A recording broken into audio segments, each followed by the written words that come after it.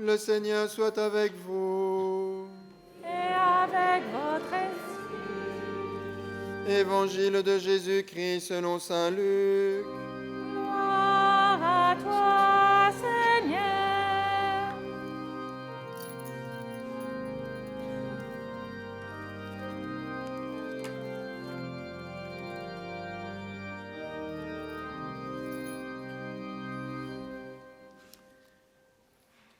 Beaucoup ont entrepris de composer un récit des événements qui se sont accomplis parmi nous, d'après ce que nous ont transmis ceux qui, dès le commencement, furent témoins oculaires et serviteurs de la parole.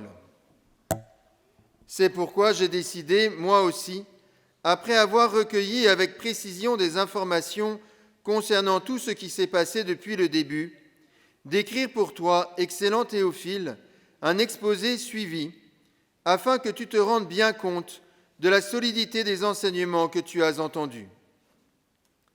En ce temps-là, lorsque Jésus, dans la puissance de l'Esprit, revint en Galilée, sa renommée se répandit dans toute la région.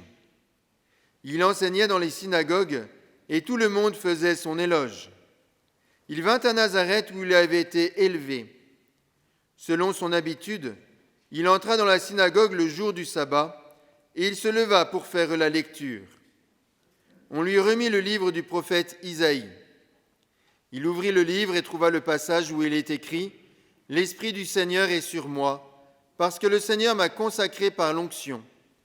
Il m'a envoyé porter la bonne nouvelle aux pauvres, annoncer aux captifs leur libération et aux aveugles qu'ils retrouveront la vue, remettre en liberté les opprimés, annoncer une année favorable accordée par le Seigneur. » Jésus referma le livre, le rendit aux servants et s'assit. Tous dans la synagogue avaient les yeux fixés sur lui. Alors il se mit à leur dire « Aujourd'hui s'accomplit ce passage de l'Écriture que vous venez d'entendre. » Acclamons la parole de Dieu. Louange à toi, Seigneur Jésus.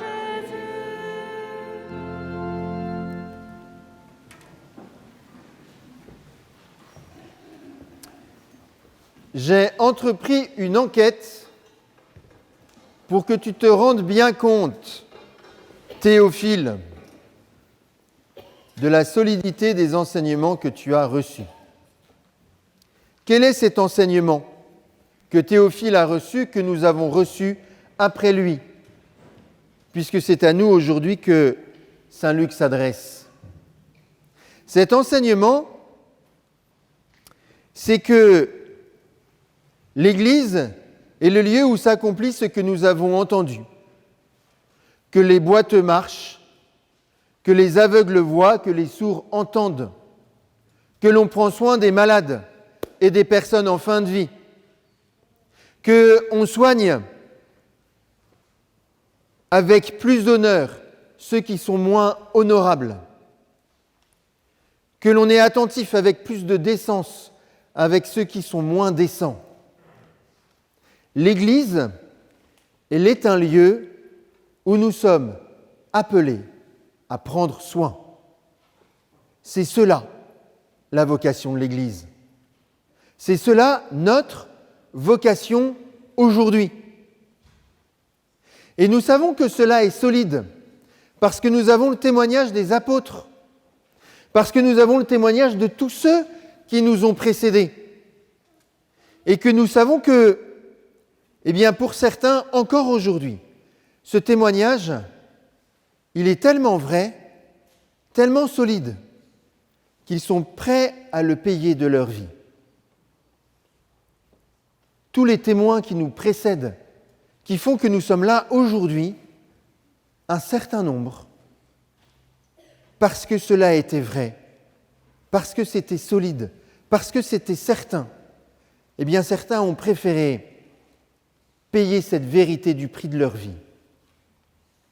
Oui, nous le savons, l'Église est un lieu dont la vocation profonde est de prendre soin. Elle est un lieu où nous sommes guéris, relevés, libérés. Les enfants de la catéchèse, vous avez médité aujourd'hui sur les miracles de Lourdes. Je ne me trompe pas, hein, je suis au courant quand même. Que j'ai l'air de suivre quand même ce qui se passe. Eh bien, de fait, et les miracles de Lourdes, pourquoi est-ce qu'ils sont là? Pourquoi est-ce qu'il y a des miracles? Pour que nous puissions voir avec nos yeux, occasionnellement, très petitement en proportion, très petitement, mais ce qui se passe de manière immense dans la vérité de l'Église. C'est ça. Nous le disions avec les catéchistes vendredi soir, c'est 3000 demandes de miracles, de reconnaissance de miracles qui sont déposées chaque année à Lourdes. C'est autour de 75 qui sont reconnus officiellement par l'Église. Pas plus. Pas plus. Parce que nous n'avons pas besoin, de toute façon, qu'il y ait une telle immensité de miracles qui soient reconnus. Mais parfois, occasionnellement, nous avons besoin que lorsque le témoignage des gens est vraiment solide, des personnes guéries est vraiment solide, nous avons besoin que cela soit reconnu officiellement pour nous rappeler tout ce qui se passe de manière invisible, discrète, dans l'accompagnement des personnes en souffrance, dans la visite aux malades, dans la visite aux prisonniers, dans simplement les temps d'écoute que nous prenons les uns avec les autres. Simplement dans les moments où nous prenons le temps de partager ce que nous avons reçu. Mais ce qui est beau, le plus extraordinaire, c'est que Saint Luc écrit à la louche, il y a 2000 ans. Vous ne m'en voudrez pas si je me trompe de 20 ans. Saint Luc écrit il y a 2000 ans. Il y a 2000 ans, il découvre, il atteste plutôt, combien le témoignage des évangiles est solide. Que ça n'est pas un truc, un délire, mais que, voilà, il y a des gens qui sont témoins, qui ont expérimenté. Et ce qui est beau, c'est que si aujourd'hui nous ne sommes plus des témoins directs de la mort et de la résurrection du Christ, cette expérience-là, de ce que la mort et la résurrection du Christ a permis, comme prise de soin les uns des autres, cette expérience-là, aujourd'hui, elle est la nôtre. Aujourd'hui, c'est nous. C'est nous qui savons que l'Église est un lieu qui est fait pour prendre soin. Et nous savons combien c'est blessant, profondément blessant lorsque, dans le cadre de l'Église, nous avons été blessés. Combien c'est même crucifiant d'être blessé dans le sein de l'Église.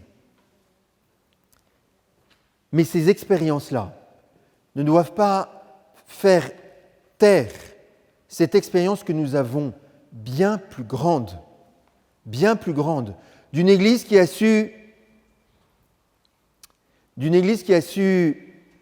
nous écouter lorsque nous en avions besoin, qui a su prendre soin de nous lorsque nous en avions besoin, qui a su nous relever lorsque nous étions à terre, qui a su nous libérer lorsque nous étions prisonniers, qui a su nous rendre capables de voir ce qui était beau et bon lorsque nous étions aveuglés par ce qui est mauvais.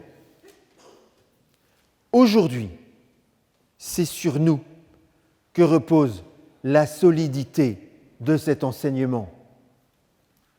Aujourd'hui, c'est sur notre expérience humaine et spirituelle que repose la vérité de l'Église comme lieu où l'on prend soin les uns des autres. Alors, eh bien maintenant, je vous invite d'abord, pour ceux parmi nous qui ont une expérience de l'Église, plus ou moins ancienne, peu importe, mais de faire mémoire de ce moment où, oui, l'Église a pris soin de moi. Et il n'y a pas besoin que ce soit un prêtre ou une religieuse qui ait pris soin de moi. Un membre de la communauté chrétienne, ça marche, un membre laïque, baptisé, voilà, de la communauté chrétienne, ça marche aussi. Alors, quand est-ce que l'Église a pris soin de moi? Elle était quand, cette expérience? Et puis, eh bien, dans les jours qui viennent, là, on a échangé des intentions de prière. Dans les jours qui viennent, de qui est-ce que je vais prendre soin? Au nom de ma foi. Pas besoin que je l'assomme avec une Bible en lui disant « Regarde, c'est au nom de Jésus que je prends soin de toi ». Mais c'est au nom de ma foi que je vais me mettre en mouvement. C'est au nom de ma foi que je vais soigner, relever, libérer, rendre la vue. Que sais-je encore? Voilà, prenons maintenant quelques instants de prière pour cela, rendre grâce de notre expérience, de ces moments où l'Église a pris soin de nous, et puis demander à être éclairé. Qui a besoin ou qui aura besoin que je prenne soin de lui comme chrétien dans les jours qui viennent?